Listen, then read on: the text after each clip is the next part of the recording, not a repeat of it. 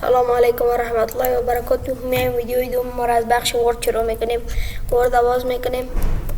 اینا بلانک داکومنت میگیم. تا اینی پلیت خواندیم منال میایم از شروع میکنیم. تا پلیت پاراگراف خواندیم منال از استاد شروع میکنیم. نورمال است نو اسپیس از هدینگ خو میفهمین برای کتاب نویسی و فهرست نقشه کردن می یه کنترل انتر به خاطر که یک صفحه دیگه هم بر ما بده. کنترل انتر باز میم کمک بالاتر در صفحه چند میم در صفحه دوم میم در صفحه دوم نوشته میکنیم مثلا افغانستان. صفحه دوم این میگه صفحه دوم میگیم افغانستان.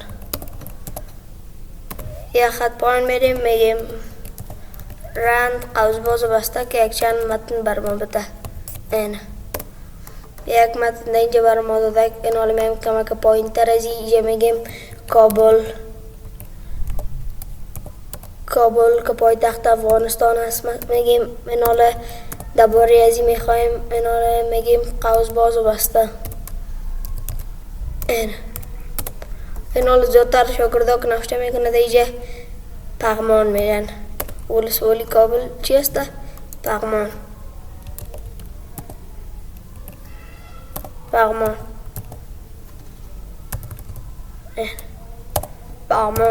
این حالا میگیم یک چند تا متن به پغمان میگیریم.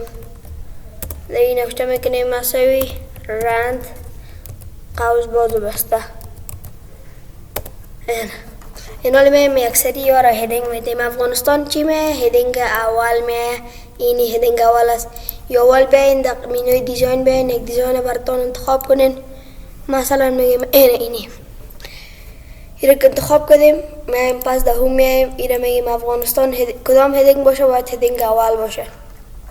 کابل میگیم کدام هدینگ باشه اول یک دفعه کنترل بی میگیم که بولد شوه کنترل آی میگیم ایتالیک شوه. میگیم کابل کدام بیایه میگیم هدینگ 2. حالا میگیم پغمان کدام هدینگ بیایه این پغمان میگیم هدینگ 3 بیایه به خاطر که ولسوالی کابل هسته.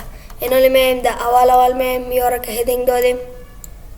این در اینجا میگیم در قسمت ریفرنس تیبل آف کانتنت میگیم یک از اینها رو برای ما انتخاب میکنیم.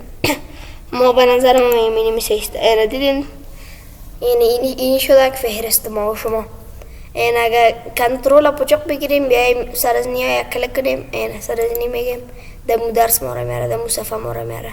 اگر پس بیاییم در اول میگیم نه پغمان سر پغمان کلک کنیم ما رو میبره به پغمان. دست فهرست است. اینمی تیبل آف کانتنت است. یک فهرست است. دوستان عزیز درس امروز ما مقام باشه تا آموزش بعدی الله یار مددگارتان باشه.